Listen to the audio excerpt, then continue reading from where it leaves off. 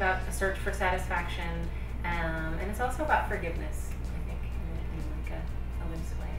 With stories, I'm always interested in like the before and the after. Like there's this dramatic moment, say, you know, like the explosion.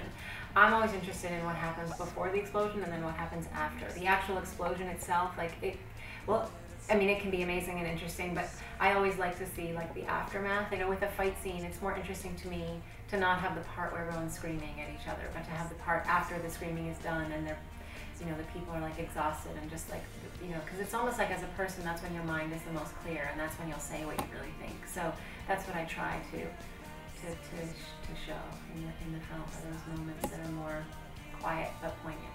Well, I love improvising. As an actor, you know, I trained as an actor, so to me it's like the most alive. Like you're like in it and you don't know what the person's gonna do or say, but you're like in your character and they're in their character. And Gabe Diamond, who plays Jeremy and also was the DP, we met at the Film Independent Filmmakers Forum weekend that was like a couple years ago. We met there and became friends, and so Film Independent.